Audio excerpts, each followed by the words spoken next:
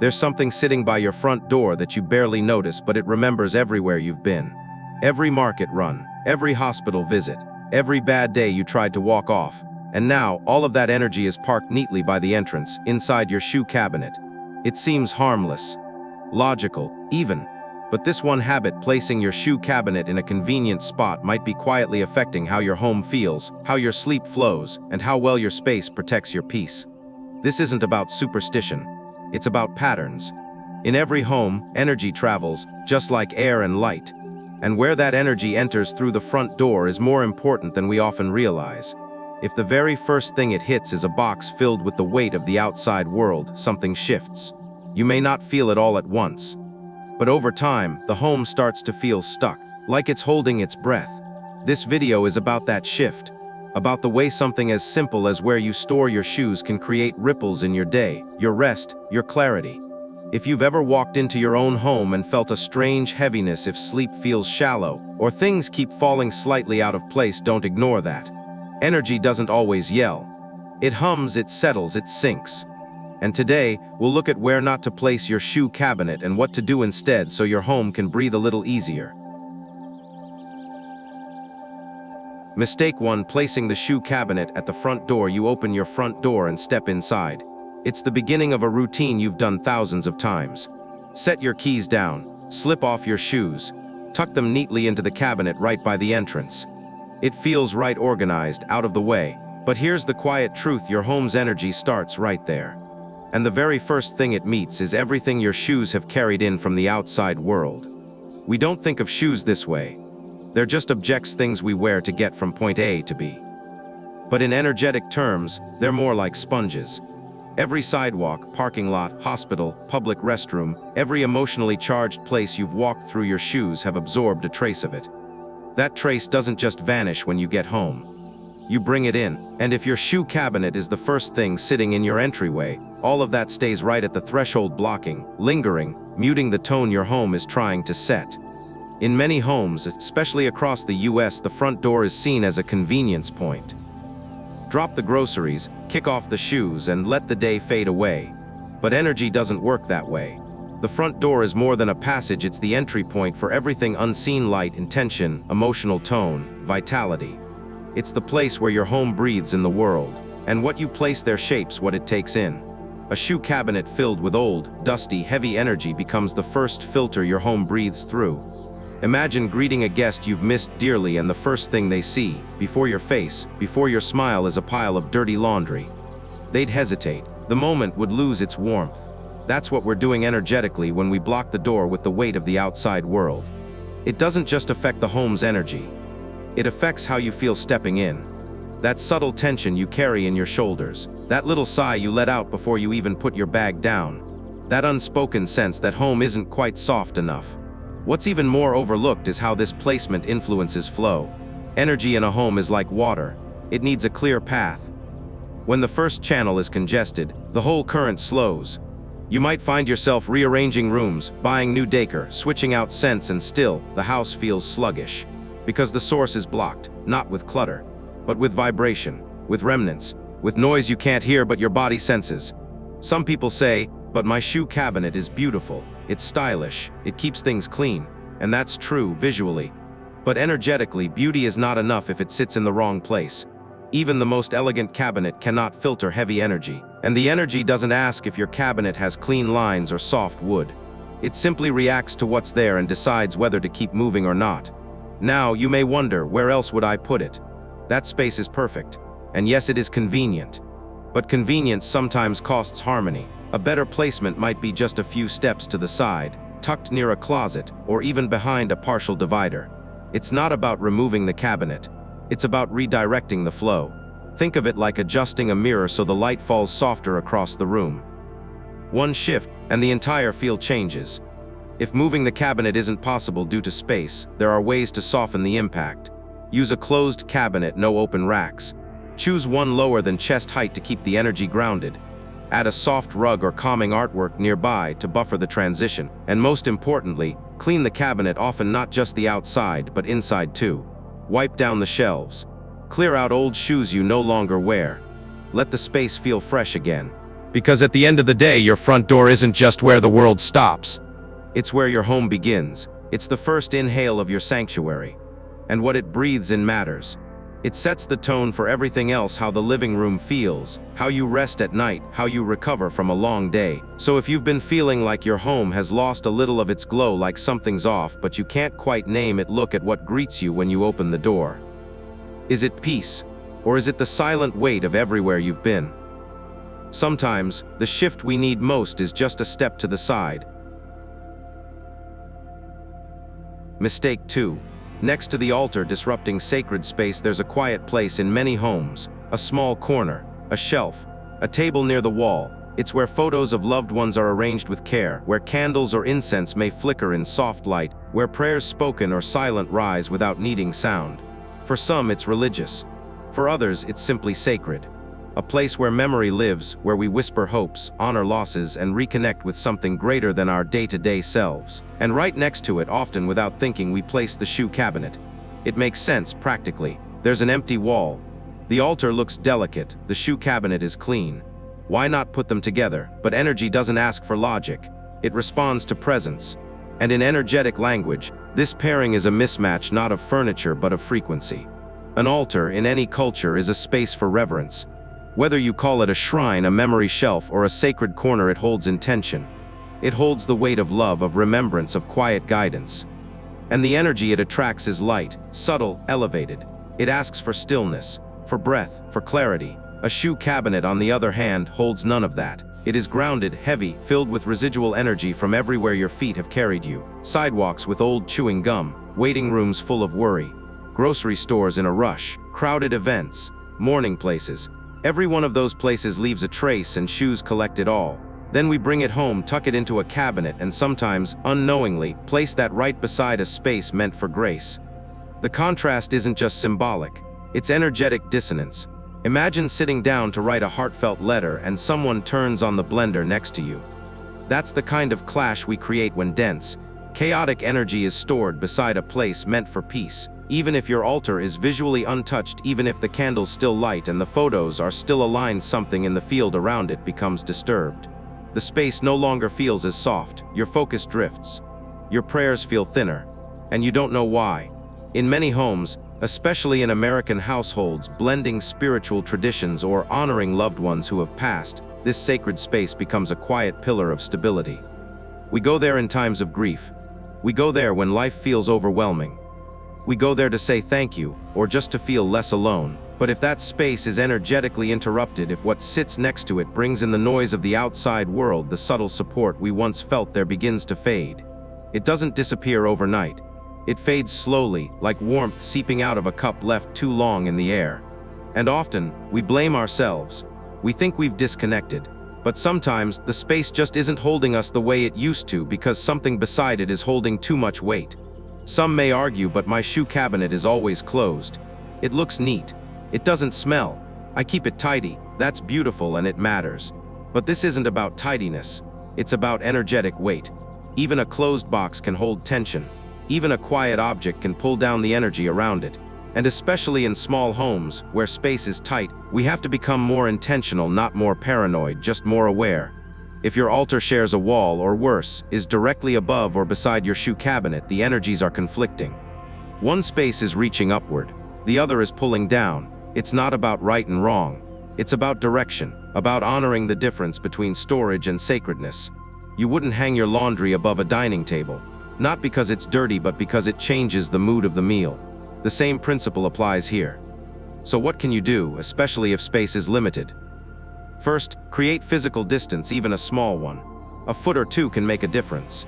If the cabinet must stay nearby, place a soft barrier in between.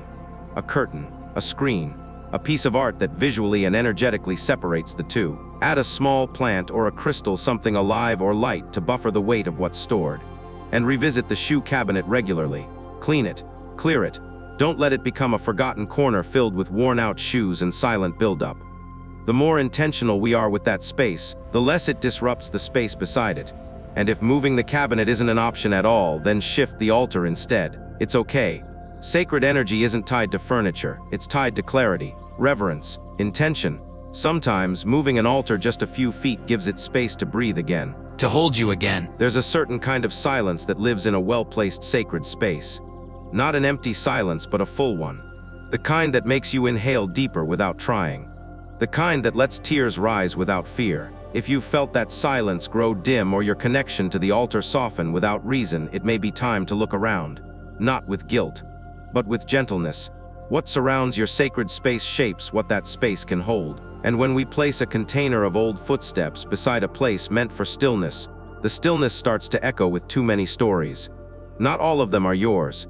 Let your altar be a place of clean air, clear thought, quiet strength. And let your shoe cabinet serve its purpose too, just not beside the place where you speak to something higher. Mistake 3. Near your bed, disrupting rest and mental clarity. Your bedroom is where your guard drops. It's where the world gets quieter, where the energy of the day is supposed to settle into stillness. And your bed, it's not just a place to sleep. It's where your mind resets, your emotions process, and your body tries to repair everything it carried through the day. But what if something just a few feet away was quietly interfering with that process? Not loudly, not obviously, just enough to keep your rest from ever feeling fully restful.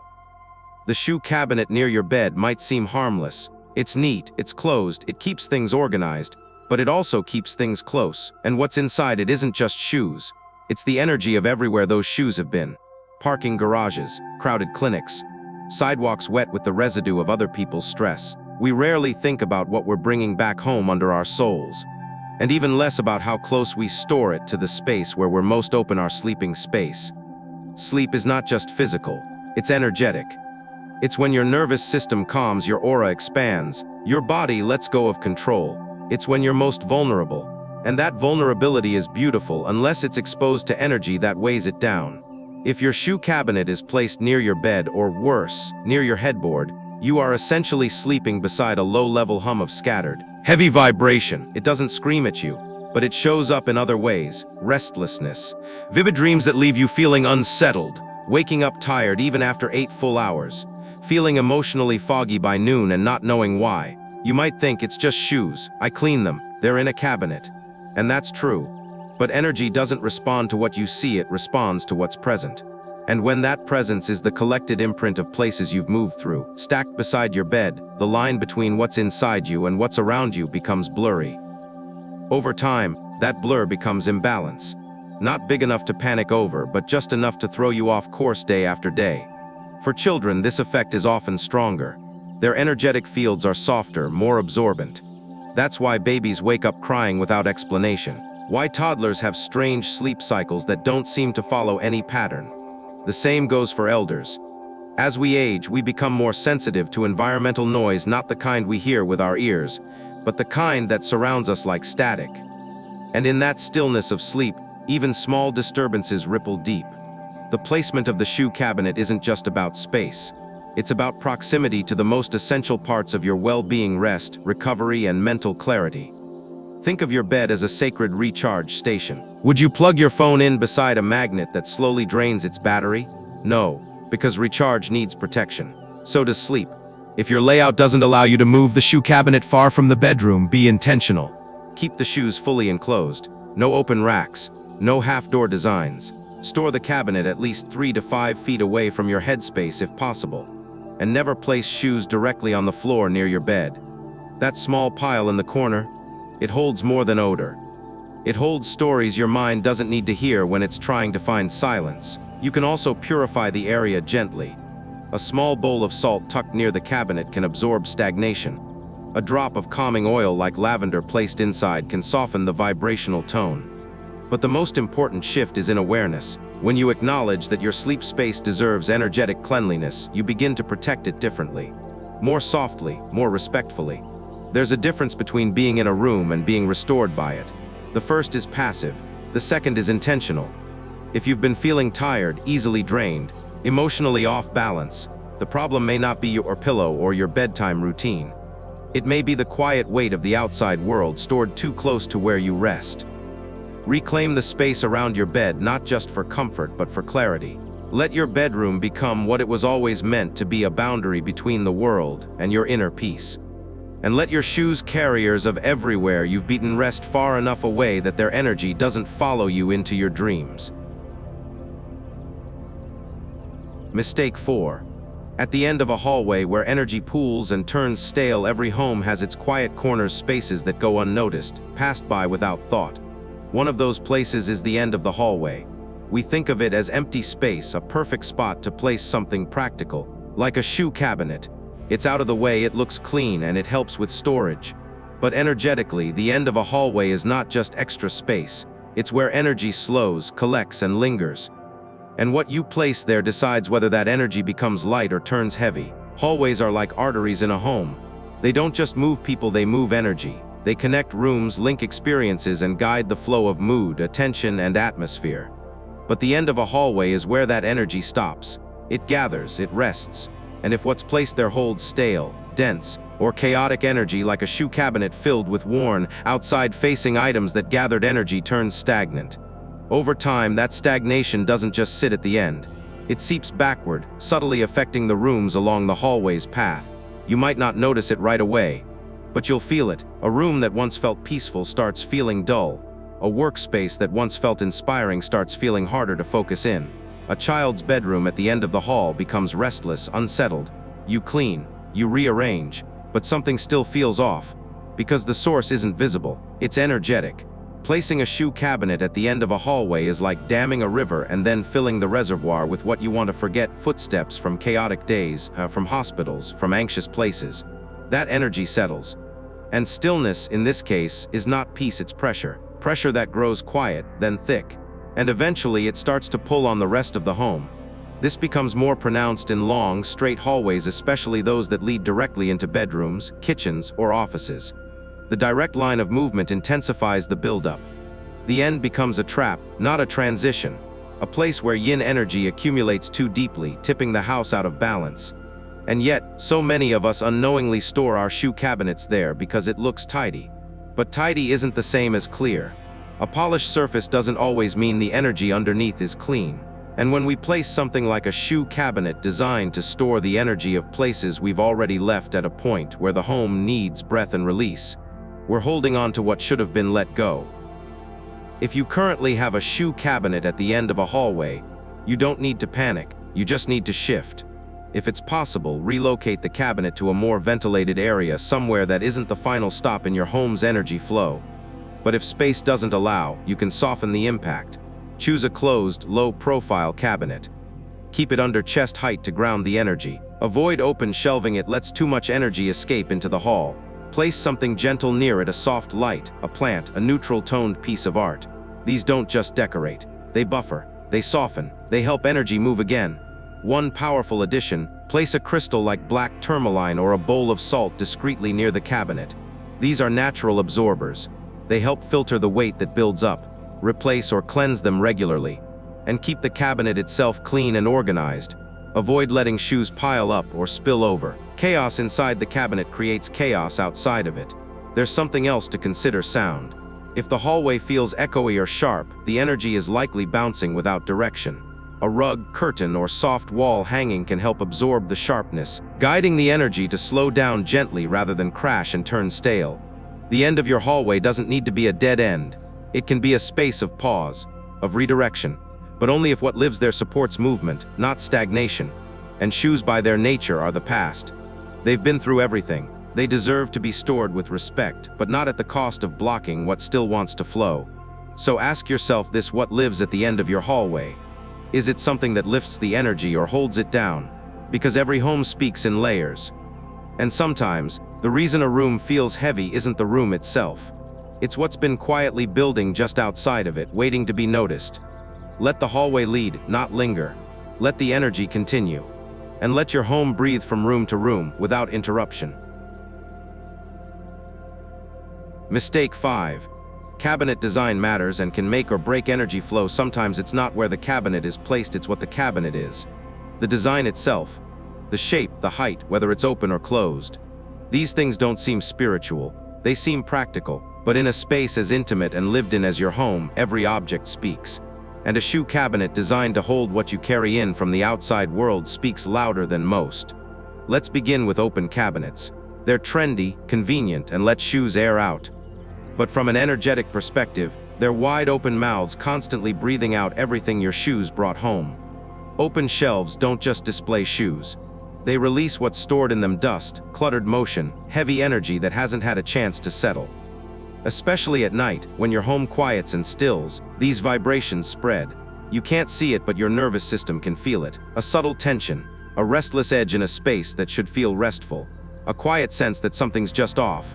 Closed cabinets, by contrast, are like respectful containers. They create boundaries. They hold what needs to be held without letting it spill into the room. A door, even a simple one, makes a difference. It gives the space around the cabinet a chance to breathe, to recover, to reset. And if you've ever noticed that a room feels calmer when clutter is tucked away, you've already felt the power of this boundary in action. Then there's height. This detail often gets overlooked. But the height of your cabinet determines where the energy it holds settles in your body. A low cabinet keeps that energy grounded where it belongs. But a tall shoe cabinet, especially one taller than your chest or head, lifts that dense, tired energy right up to your emotional center. You may not feel it immediately, but over time it can affect your mood, your clarity, even your sleep. In energetic design, there's a principle: heavy energy below, light energy above. A tall shoe cabinet reverses this. It pulls what should be grounded into the space where your mind and heart operate. It's the equivalent of hanging a wet coat over a fresh bed. The imbalance may not be visible, but it shifts how you experience the room. And then, there's the internal layout. If your cabinet is a jumble of shoes tossed, piled, falling over, that energy becomes chaotic. Disorder inside invites disorder outside. Shoes point in different directions. Soles press against one another. Pairs lean and tip and get buried. That internal mess creates an energetic vibration of confusion, of friction, of small but constant resistance, and it radiates outward. So how do you shift the design into balance? Start simple. Choose a cabinet with doors. Keep the height lower than your heart. Make sure the inside is organized, not perfect, just intentional. Store cleaner shoes toward the top, heavier used shoes toward the bottom. Point toes inward to keep sharp energy contained. Use trays, dividers, or small cloth pouches if space is tight. Think of the cabinet not just as storage, but as a quiet holding space. A place where energy can pause, not spill. And for a deeper layer of balance, you can add elements that absorb or harmonize energy. A small bowl of sea salt tucked on the bottom shelf. A piece of black tourmaline or smoky quartz. A sprig of dried lavender. These are not decorations, they're helpers.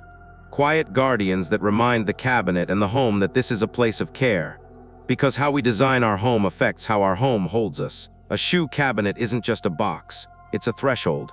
A silent participant in how energy enters, pauses, and moves forward. When its design is thoughtful, it supports the flow. When it's ignored, it disturbs it. So take a moment to stand in front of your cabinet. Notice its shape, its height, its openness. Ask yourself, does this feel grounded? Does it invite ease or tension? Does it hold what it needs to, or is it spilling into the rest of your home? And then, make one small change. Just one. A door added. A shelf cleared. A few shoes pointed inward. These may seem like minor adjustments, but energy responds to intention. And when intention becomes part of the design, the whole home begins to shift with it. Even how you store shoes affects energy flow. By now, you may have already adjusted where your shoe cabinet sits and how it's built.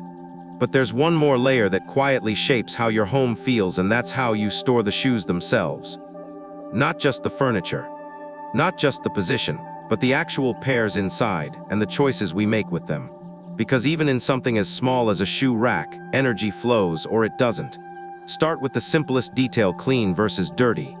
Many of us place all our shoes together, new and old, indoor and outdoor, light use and heavy duty, without much thought.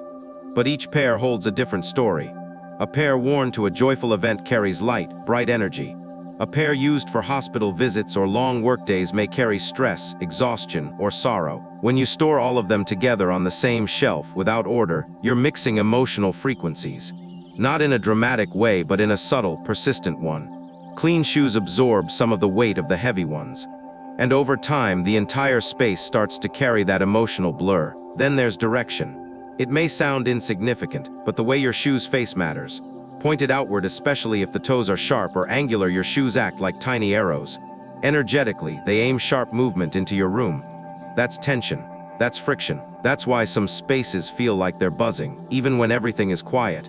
But when you turn your shoes inward so the toes face the back of the cabinet or wall, you're signaling calm. Closure. A gentle reset of the energy rather than a broadcast of unrest.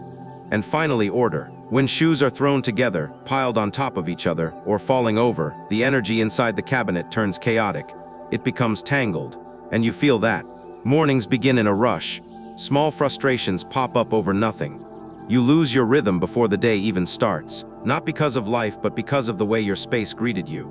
So what can you do? You don't need perfection, just rhythm. Stack shoes side by side. No leaning, no stacking. Group them loosely, lighter, less used shoes up top. Heavier, more worn shoes below. Use trays or dividers if it helps. Add a touch of purification, a tiny bowl of salt on the bottom shelf, a small crystal, or even a few drops of calming oil inside. And take a moment each week to straighten the space. Not as a chore, as a practice. A way of telling your home, I care what you hold. Because in the end, your shoe cabinet isn't just where shoes go. It's where your day ends, where your movement stops, where the world outside is asked to pause. When that space is calm, intentional, and balanced, the rest of your home has a better chance of staying that way too. Finally, we think of shoes as practical. We wear them, we take them off, we tuck them away. But where we store them and how might be quietly affecting the way our home feels, and more importantly, how we feel inside it. Not in dramatic ways, but in subtle shifts that add up, rest that doesn't quite restore, a mood that drops for no reason, a heaviness in the air that cleaning doesn't fix. That's because shoes aren't just footwear, they're carriers. They pick up everything we walk through: dust, tension, the weight of crowded places. And when we store all of that right by the front door, or near our bed, or at the end of a hallway, we're not just organizing, we're anchoring that energy inside our space.